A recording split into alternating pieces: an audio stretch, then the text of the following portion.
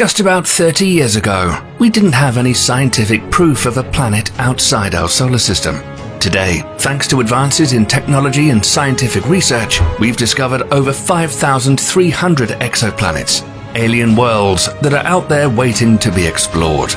At first, these discoveries mostly involved large gas giants, but as our capabilities have expanded, we've started to uncover smaller, Earth-like exoplanets.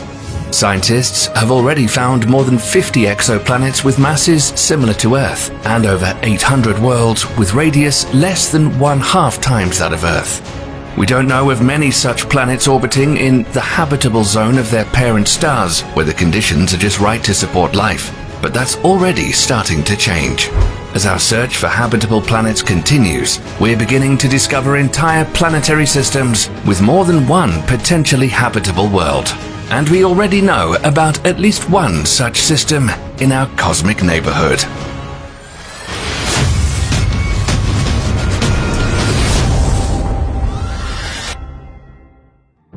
Our Milky Way galaxy has numerous compact systems that are centered around stars similar to our Sun.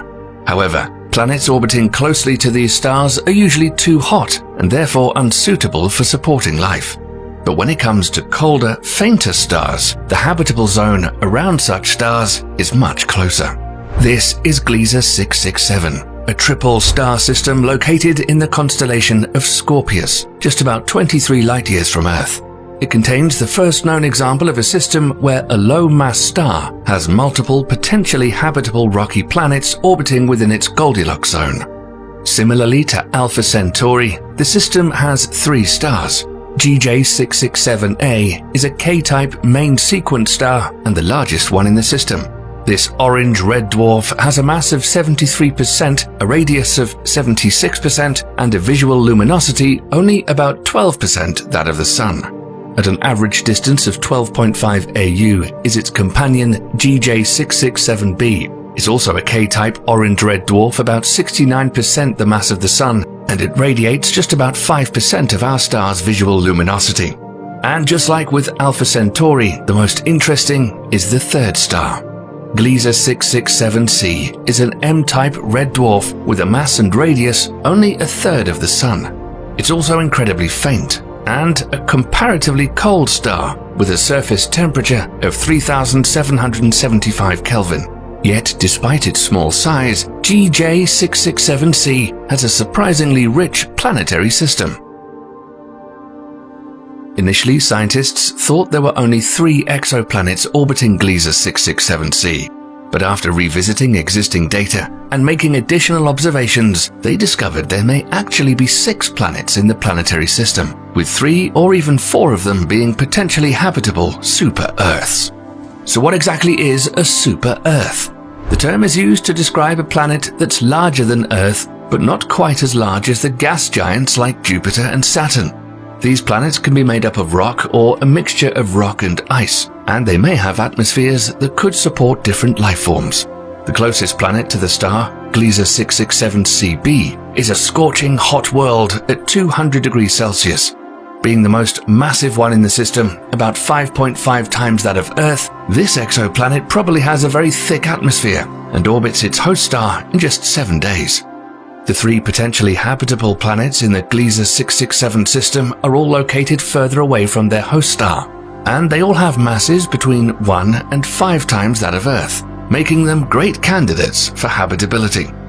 Gliese 667cc, the next closest planet, orbits in the inner edge of the star's habitable zone. It has a mass about 3.8 and a radius 1.8 times that of Earth, and its year lasts just 28 Earth days. With the Earth Similarity Index of 0.85, it's known as the Holy Grail of extrasolar planets.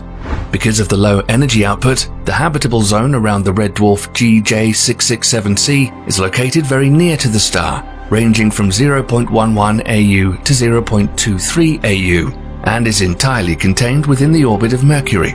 To compare, Earth is located at about 1 AU from the Sun. Our planet would be an ice world if it orbited star C at that distance. GJ667cc orbits its parent star 8 times closer, at approximately 0.12 AU, revolving around the red dwarf every 28 days. Because of such proximity, the exoplanet is likely to be tidally locked to the star, with eternal day on one side and eternal night on the other. Drastic temperature differences between the two sides probably have a major impact on the global climate on the exoplanet. Gliese 667cc gets about 10% less light than Earth does from the Sun. But since most of the light it receives is infrared, the planet gets about the same amount of energy as our planet does from the Sun, which would help retain water on its surface and result in a similar climate to Earth. Because scientists don't know for sure if the planet has an atmosphere and how thick it could be, it's impossible to predict the exact surface temperature on Gliese 667cc. If the planet does have an Earth-like atmosphere, it would transfer heat and equalize temperatures across the entire planet with a pleasant 30 degrees Celsius on the night side. Living on such a planet would be a much different experience. GJ667cc receives a faint reddish light from its star. The other two stars, Gliese 667a and b, are located at a distance of about 230 AU, much further than the distance between Pluto and the Sun, and outside the planetary system. However, the two other suns would still be seen as a pair of bright stars visible in daytime, and at night they would shine as bright as the full moon, and our Sun would appear as a distant star. Unfortunately, the nearby red dwarf is known to emit flares or intense bursts of radiation and energetic particles up to 1,000 times stronger than the flares on our Sun. This could be problematic for any potential life on the surface of Gliese 667cc, as the planet is located close to its flaring host star. And the strong magnetism of the red dwarf may cause star spots that can reduce the energy output of the star by up to 40% for months, which, combined with the lack of ultraviolet light emissions, would be another issue for the formation of life as we know it. Living on Gliese 667cc would be nothing like what we're used to, also because of how massive it is. The higher mass of the exoplanet means different gravitational acceleration on its surface. This world is rocky, and so the gravitational acceleration would be up to 60% higher than what we experience on Earth. A person weighing 75 kilograms on Earth would weigh as much as 120 kilograms on Gliese 667cc. In addition, a planet with higher mass can hold a more massive atmosphere, leading to higher atmospheric pressure at the planet's surface. In case it has an atmosphere similar to Earth's, the atmospheric pressure would only be a few times higher. But if the exoplanet has a Venus-like atmosphere, the pressure could be several hundred times greater, equivalent to the water pressure several kilometers deep in Earth's oceans. Despite its location in a habitable zone, Gliese 667cc may not have the same conditions as Earth. Life forms on Gliese 667cc may have to adapt to fluctuating and low light, a potentially high atmospheric pressure, and frequent flares. But this doesn't mean life cannot form on such a world. We've already seen examples of remarkable life adaptability on Earth. The two other potentially habitable planets are almost identical. Gliese 667ce and Gliese 667cf are both located farther out from their planet star, meaning they receive less energy. This could make them too cold to support life as we know it.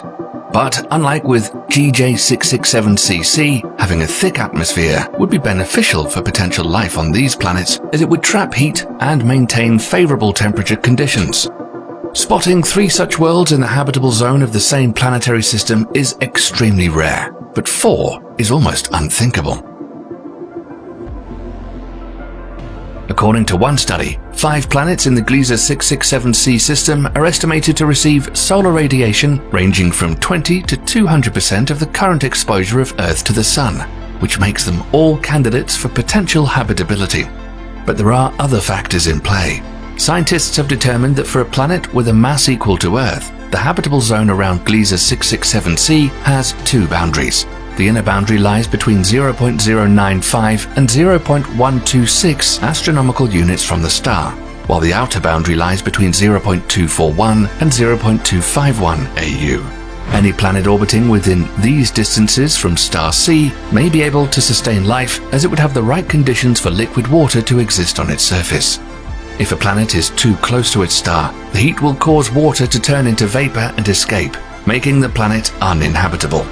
This happens because water vapor is a greenhouse gas which can trap heat and cause temperatures to rise to intolerable levels. Only the planets at the inner edge of the habitable zone with a larger mass are more resistant to the moist greenhouse effect. On the other hand, if a planet is too far away from its star, like the outermost Gliese 667G, it risks being covered in ice.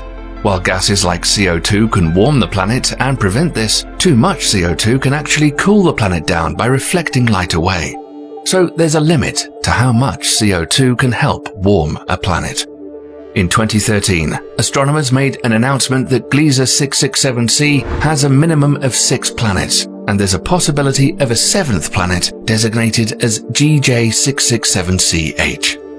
Although highly controversial, the exoplanet could be the smallest one found so far around star C, with a mass of at least 1.1 times that of Earth, located just between the planets C and B. Because of its mass and proximity to the parent star, the planet H would be too hot for any life to form. But planets F and E are confirmed to orbit in the habitable zone. And although the estimated location of the planet D is outside the outer edge of the habitable zone, its orbit is still uncertain. This means Gliese 667 CC, CF, CE and possibly even CD are all potential habitable worlds. The discovery of densely packed planetary systems around M-dwarf stars, such as Gliese 667c, points to the existence of numerous populations of planetary systems out there, each with several potentially habitable planets. And since M-dwarfs account for more than 70% of all stars in our cosmic neighborhood, the number of such promising planetary systems in our galaxy is likely to be much greater than ever thought.